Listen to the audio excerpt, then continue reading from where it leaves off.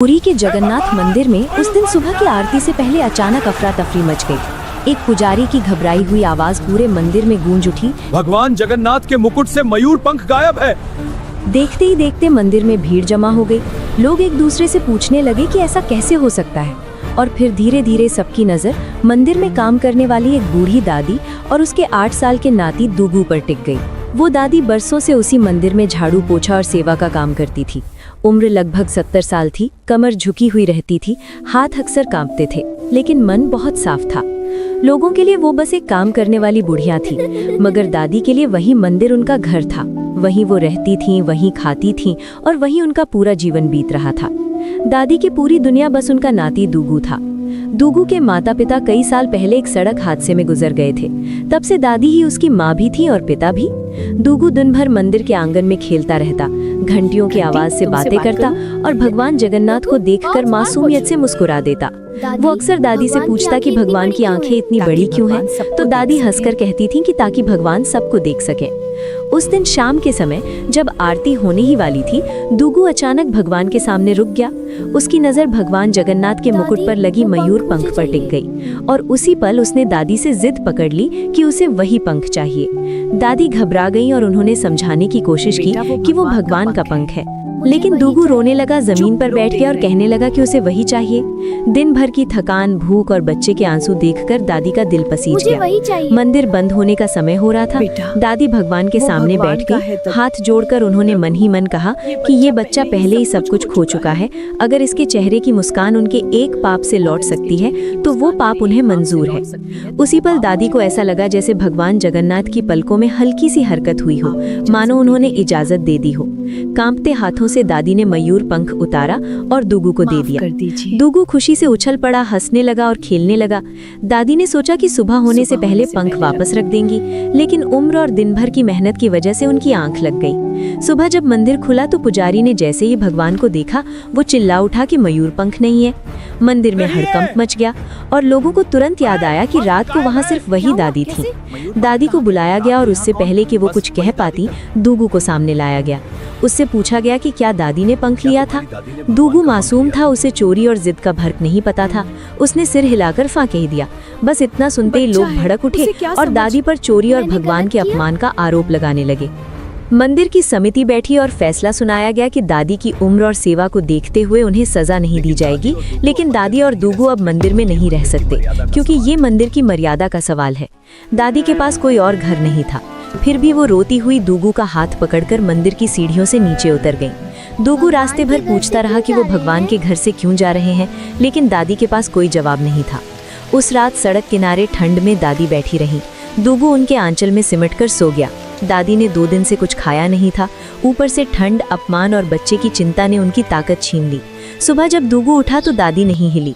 उसने उन्हें जगाने की बहुत कोशिश की, फिर डरते डरते मंदिर जाकर लोगों से कहा कि उसकी दादी नहीं उठ रही। जब सच्चाई सामने आई तो पता चला कि दादी अब इस दुनिया में नहीं रही। दुगू ने मासूमियत से पूछा कि दादी कहाँ गई हैं, तो उसे बताया गया कि वो भगवान जगन्नाथ के पास चली गई हैं। दादी के अंतिम संस्कार के बाद दुगू को मंदिर के अंदर रहने की अनुमति मिल गई थी।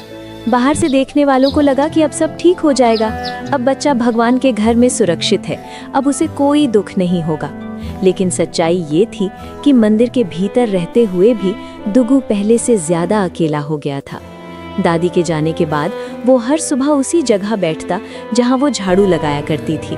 जैसे अगर वो बहुत देर तक देखता रहा तो दादी वहीं से निकल आएंगी और मुस्कुराकर कहेंगी कि चल दुगू, भगवान की आरती का समय हो गया है। लोग दुगू को देखकर सिर हिलाते थे, कोई दया से, कोई शक से। कुछ लोग कहते थे कि चलो अच्छा हुआ बच्चा भगवान के पास है, अब इसकी जिंदगी सुधर जाएगी। लेकिन वही लोग जब आगे बढ़ते तो धीमी आवाज में ये भी जोड़ देते कि आखिर है तो वही बुढ़िया का पोता जिसने भगवान का मयूर पंख उतरवा दिया था। दुगू ये बातें सुनता था, समझता भी था, लेकिन अब उसके पास रोने की भी ताकत नहीं बची थी। हर रात जब मंदिर खाली हो जाता और दीपक की रोशनी हल्की पड़ जाती, दुगू भगवान जगन्नाथ के सामने बैठ जाता।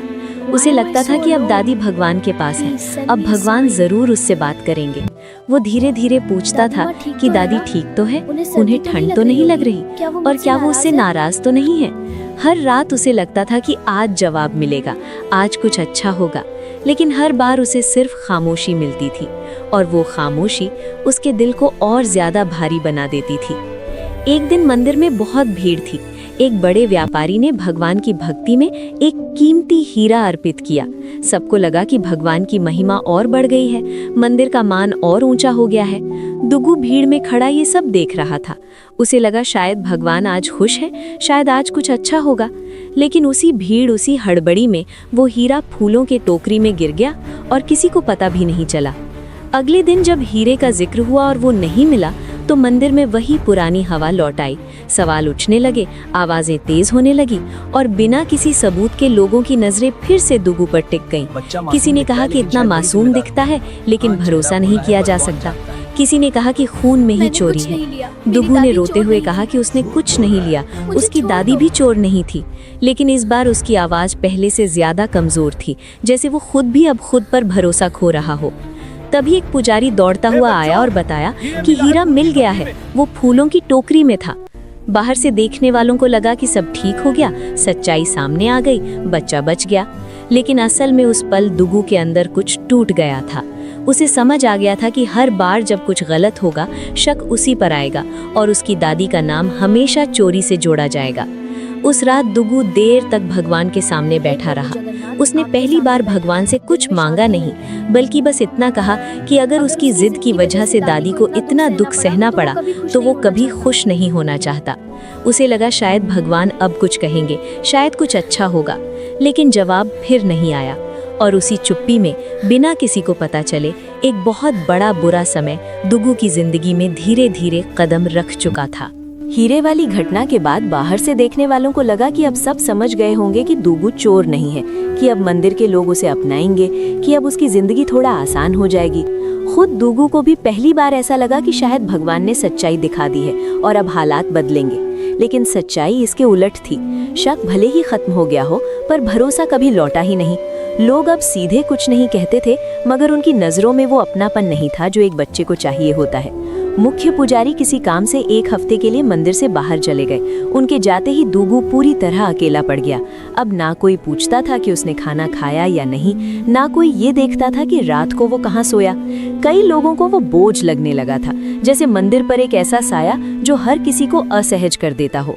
दुगु ये सब समझ रहा था, लेकिन वो चुप था, क्योंकि उसके अंदर कहीं ये उम्मीद बची हुई थी कि भगवान सब देख रहे हैं और सही समय पर सब ठीक कर देंगे। एक शाम सफाई के दौरान गलती से दुगु के रहने वाले छोटे से कमरे पर बाहर से ताला लग गया। रात को जब वो वहां सोने पहुंचा और दरवाजा नहीं खुला तो वो घबरा गया। उसने एक पुजारी से जाकर डरते डरते कहा कि उसका कमरा बंद हो गया है। उसे लगा कि अब कोई उसकी मदद करेगा, क्योंकि वो भगवान के घर में है। लेकिन पुजारी ने बिना ध्यान दिए कह दिया कि आज बाहर ही सो जाओ, एक रात में कुछ नहीं हो जाएगा। उस पल दुगु को पहली बार महसूस हुआ कि भगवान का घर होने का मतलब हमेशा सुरक्षा नहीं होता। रात बहुत ठंडी थी। दुगु उस बंद कमरे के बाहर जमीन पर लेट गया। उसके पास ओढ़ने को कुछ नहीं था। उसे बार बार लगता रहा कि कोई आएगा, ताला खोलेगा, उसे अंदर बुलाएगा, लेकिन कोई नहीं आया। वो आसमान की ओर देखकर सोचता रहा कि दादी अगर भगवान के पास हैं तो वो जरूर देख रही होंगी। उसे लगा कि अब कुछ अच्छा होगा, शायद सुबह तक सब ठीक हो जाएगा। सुबह होते होते दुगु को तेज बुखार चढ़ गया। उसका शरीर कांप रहा था। फिर भी वो उठकर मंदिर के एक कोने में बैठ गया, क्योंकि उसे सिखाया गया था कि मंदिर में पड़े रहना अच्छा नहीं लगता। पूरे दिन कोई उसके पास नहीं आया। ना किसी ने पूछा कि उसे ठंड लग रही है या नहीं, ना किसी ने खाने को कुछ दिया। वो वहीं बैठा रहा, कभी आंख बंद करता, कभी भगवान की ओर देखता, जैसे उनसे कुछ कहना चाहता हो, लेकिन शब्द गले में अटक जाते हो। एक दिन बीता, फिर दूसरा, फिर तीसरा। दुगु का बुखार और बढ़ गया। उसकी आवाज निकलनी बंद हो गई थी। वो बस मन ही मन भगवान से बात करता रहा कि दादी ठीक है या नहीं, और क्या वो उनसे मिलने आएंगी। उसे पूरा यकीन था कि भगवान अब कुछ करेंगे, क्योंकि उसने कोई गलती नहीं की थी। लेकिन उस भरोसे के बावजूद उसका छोटा सा शरीर हारता जा रहा था। 3 दिन बाद जब मुख्य पुजारी वापस आए और उन्होंने पूछा कि दुगु कहाँ है, तो किसी के पास साफ जवाब नहीं था। सबने इधर उधर देखा, जैसे वो बच्चा अपने आप गायब हो गया हो। आखिर मंदिर के एक कोने में दुगु पड़ा मिला। जब उसे हिलाया गया तो उसका शरीर बिल्कुल शांत था। ठंड, भूख और बुखार ने वो कर दिखाया था जो किसी सजा ने नहीं किया था। जिस पल सबको ये समझ आया कि दुगु अब नहीं रहा, उस पल बहुतों को लगा कि अब कुछ बहुत बुरा हो चुका है। लेकिन किसी ने ये नहीं सोचा कि ये बुराई उसी वक्त शुरू हो गई कि जब सबको लग रहा था कि अब सब ठीक हो जाएगा। दुग्गू की मौत की खबर पूरे मंदिर में फैलते ही एक पल के लिए सब चुप हो गए। लोगों को लगा था कि शायद बच्चा बीमार होगा, शायद थोड़ी देर में आंख खोल देगा, शायद अब कहीं चमत्कार हो जाएगा। आखिर वो भगवान के घर में था। लेकिन जब उसका शरीर ठंडा पाया गया तब सबको एहसास हुआ कि इस बार कुछ भी ठीक नहीं होने वाला। उस दिन पहली बार मंदिर में घंटियां नहीं बजी, पहली बार पूजा रोक दी गई और पहली बार भगवान के घर में डर पसरा हुआ था। मुख्य पुजारी दुग्गू के पास देर तक बैठे रहे। उन्हें बार बार वही पल याद आ रहा था जब दुग्गू ने उनसे कहा था कि उसका कमरा बंद है और उन्होंने बिना देखे जवाब दे दिया था कि बाहर ही सो जाओ। उस एक वाक्य ने अब उनका सीना चीर रखा था। उन्हें लग रहा था कि अगर उस रात उन्होंने बस एक बार भी ध्यान दिया होता तो शायद आज कहानी कुछ और होती। उन्हें लगा था कि सब ठीक हो जाएगा, कि भगवान किसी तरह बच्चे को बचा लेंगे। लेकिन अब सामने पड़ा सच बहुत कठोर था। दुग्गू का अंतिम संस्कार मंदिर ट्रस्ट की तरफ से किया गया। लोग दूर खड़े रहे, कुछ ने सिर झुकाया, कुछ ने आंखें चुरा ली।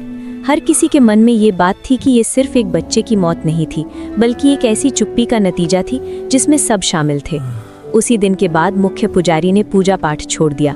दीपक जलते रहे, लेकिन उनके हाथ आगे नहीं बढ़े।